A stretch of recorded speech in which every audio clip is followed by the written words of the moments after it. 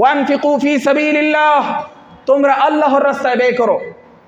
ওয়ালা তুলকু বিআইদিকুম ইলা তাহলুকা, এবং তোমরা নিজেদেরকে নিজেদের হাতে ধ্বংসের দিকে ঠেলে দিও না। নিজেরা নিজেদেরকে নিজেদের হাতে কি করো না? ধ্বংসের দিকে ঠেলে দিও না। অনেক তাফসীরকারকগণ বলেছেন এই আয়াতের ব্যাখ্যায় যে আল্লাহ তাআলা যে এখানে বললেন নিজেরা নিজেদেরকে কি করো না, নিজ হাতে ধ্বংসের দিকে ঠেলে দিও না, এর ব্যাখ্যা হচ্ছে জিহাদকে ছেড়ে দিয়ে। কোন জিনিসকে ছেড়ে দিয়ে? জিহাদকে ছেড়ে দিয়ে নিজেদেরকে ধ্বংসের দিকে ঠেলে দিও না। বিষয়টা আরো পরিষ্কার হবে না। কোরআনের ব্যাখ্যা মন গড়া করলে হবে না। কোরআনের ব্যাখ্যা ওইটাই করতে হবে যেটা সাহাবায়ে কেরাম বুঝেছেন। একবার এক যুদ্ধে এক সাহাবী, আমি সূত্র সহ এখন বলবো না লম্বা করে, এক সাহাবী যুদ্ধের ময়দানে, আগেরকার যুদ্ধ তো আর এই বর্তমান অস্ত্র দিয়ে ছিল না, আগেকার যুদ্ধ ছিল ভিন্ন আঙ্গিকে, শত্রু বাহিনীর ভিতর ঢুকে পড়েছেন। অপর মুসলমানেরা চিল্লাফাল্লা শুরু করে দিয়েছেন। উনি তো আত্মহত্যার পথ বেছে নিয়েছেন, উনি তো নিজেকে ধ্বংসের দিকে ঠেলে দিয়েছেন।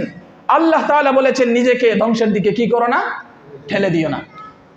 ওই লোক তো কাফিরদের বেষ্টনীর ভিতরে নিজে ঢুকে গেছে, এখন তো নির্ঘাত ওই ব্যক্তি মারা পড়বে, অতএব সে নিজেকে কি করেছে, ধ্বংসের দিকে ঠেলে দিয়েছে।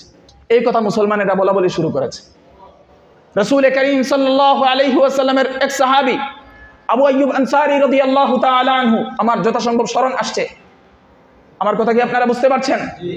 যুদ্ধের ময়দানে লড়াই খেলে শত্রুর বেষ্টনীর ভিতরে, যেখানে উদাহরণস্বরূপ ধরেন 100 লড়াকু সৈনিক রয়েছে, সেখানে মুসলমানদের একজন সৈনিক যাওয়া মানে বাহ্যিক দৃষ্টিতে উনি এখানে নিহত হওয়া, একজন 100 জনের সাথে স্বাভাবিকভাবে পারবে না।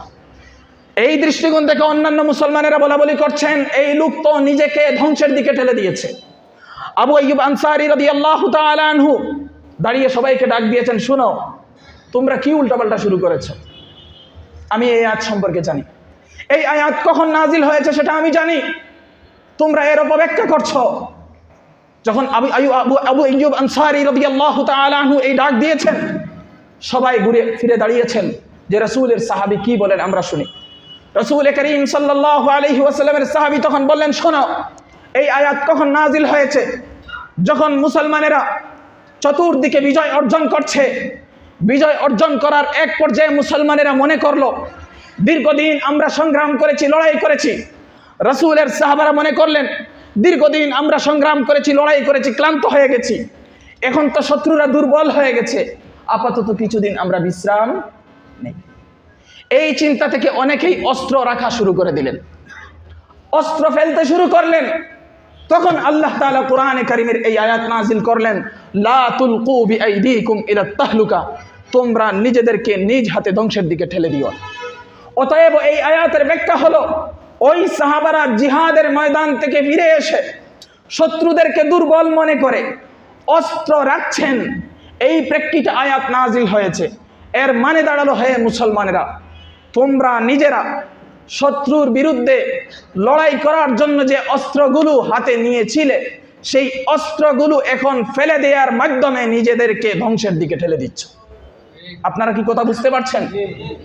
আয়াতের ব্যাখ্যা দাঁড়ালো জিহাদ থেকে বিরত হওয়া মানে নিজেকে ধ্বংসের দিকে ঠেলে দাও।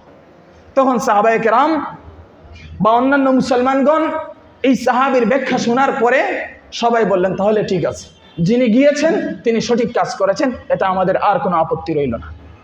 আমার ভাইয়েরা, প্রায় সময় দেখা যায় আপনি আফগানিস্তান বলেন আর সিরিয়া বলেন আর ফিলিস্তিন বলেন, যত জায়গায় কিছু সংখ্যক মুসলমানেরা প্রথমে দাঁড়িয়েছে, আর আমরা সবসময় জ্ঞানই দিয়েছি, আমরা সবসময় জ্ঞানের যদি আমরা নাড়া দিয়েছি, আমাদের তলি থেকে শুধু জ্ঞানই বের হয়েছে, ওদের বিরুদ্ধে, ওই শয়তানদের বিরুদ্ধে বের হয় নাই।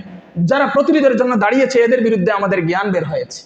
এমনকি আল্লাহ তাআলা আমাদের ক্ষমা করুন, আমাদের যারা কোরআন ও সুন্নাহ গবেষণা করি, আমাদের পক্ষ থেকেও অনেক সময় ওদের বিরুদ্ধে আমরা কি করেছি, আমাদের অর্জিত জ্ঞানকে ব্যবহার করেছি এই মুসলমানদের বিরুদ্ধে। পারি নাই দুই কথা বলতে সেই কাফিরদের বিরুদ্ধে বলতে, পারলে ওই সমস্ত মুসলমানদের বিরুদ্ধে কথা বলেছি তারা আবেগী, তারা আরো কেউ পারলে এক ধাপ এগিয়ে বলছেন তারা খারেজি, আরো পারলে এক ধাপ এগিয়ে বলছেন সন্ত্রাসী, কত কিছুই না বলেছে। আর মুসলমান দেশের শাসকগুলো আর নেতাগুলো সবসময় তো মুনাফিকদের চরিত্র প্রদর্শন করেছে, তখনও এখনো।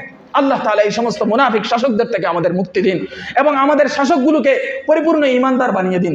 আর যদি না এরা সোজা হয়, আল্লাহ তাআলা মুসলিম উম্মাহকে ঘুরে দাঁড়ানোর তৌফিক দিন।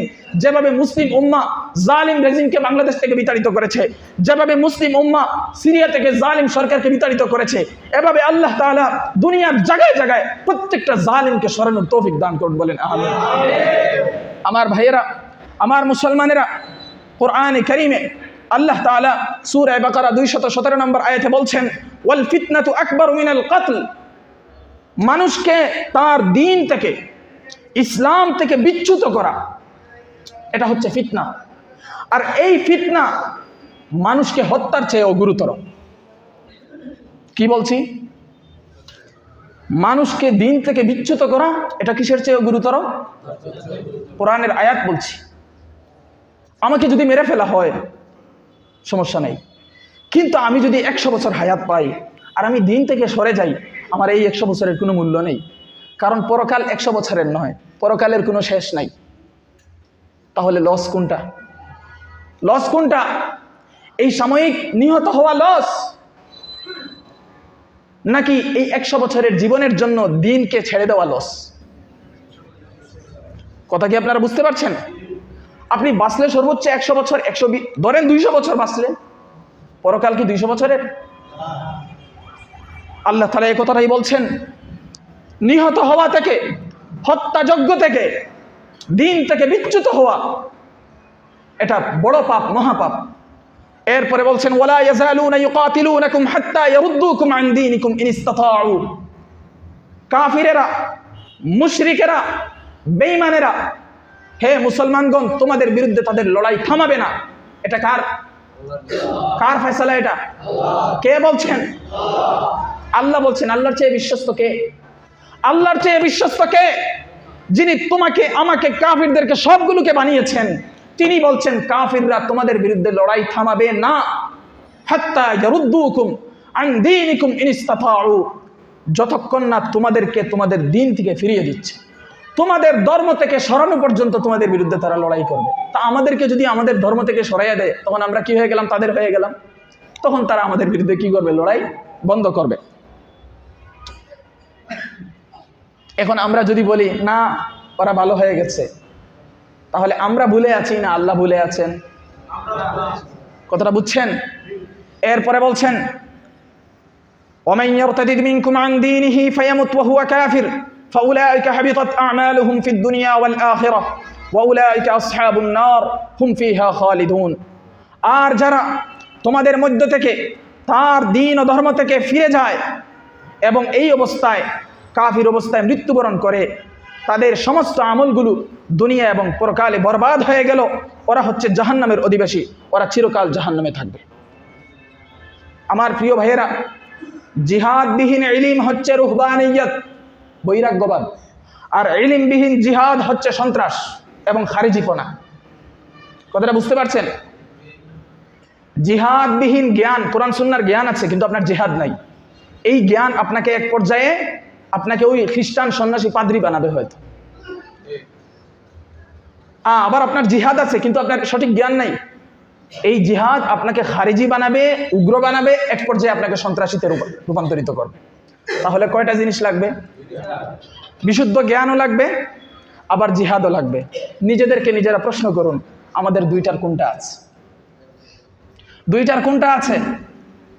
কথা বলুন, দুইটার কোনটা আছে? একটাও নাই। তা একটাও নাই বলে হতাশ হয়ে বসে থাকতে হবে নাকি অর্জন করতে হবে? চিকিৎসার জন্য কার কাছে যান? দিন শিখার জন্য কার কাছে যেতে হবে? যারা দিন শিখেছে তাদের কাছে যেতে হবে।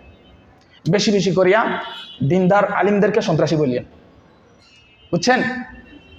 কি করবেন? বেশি বেশি করে দিনদার আলিমদেরকে কি বলবেন? সন্ত্রাসী বলবেন। সাক্ষাৎ হবে ইনশাআল্লাহ কিয়ামতের ময়দানে। আল্লাহর কাছে শাহাদাত চাই। হয় সোজা হবেন, হয় মুসলিম উম্মাহ সোজা হবে, নতুবা এই মুসলিম উম্মার হাতে তাদের আলিমদের রক্ত লাগবে। যারা মুসলিম উম্মার আলিমদেরকে, বিশ্বস্ত আলিমদেরকে সন্ত্রাসী বলে, কিয়ামতের ময়দানে তারা একদিকে দাঁড়াবে আর এই উম্মার আলিমরা একদিকে দাঁড়াবে। আবার এই মুসলিম উম্মার আরেক দল আলিম দাঁড়াবে ওই আলিমদের বিপরীতে, যারা নিজেরা কোরআন ও সুন্নাহর জ্ঞান থাকা সত্ত্বেও আলিমদেরকে নিজেদের লোকদেরকে সন্ত্রাসী বলেছে। সোজা কথা, ইলম এবং জিহাদের সমন্বয় যাদের মাঝে রয়েছে তারা দাঁড়াবে একদিকে, আর যারা ইলম বাদ দিয়ে সন্ত্রাসী কর্মকাণ্ড করেছে কিংবা জিহাদ বাদ দিয়ে ইলম নিয়ে পাদ্রীদের পথ ধরেছে তারা একদিকে থাকবে।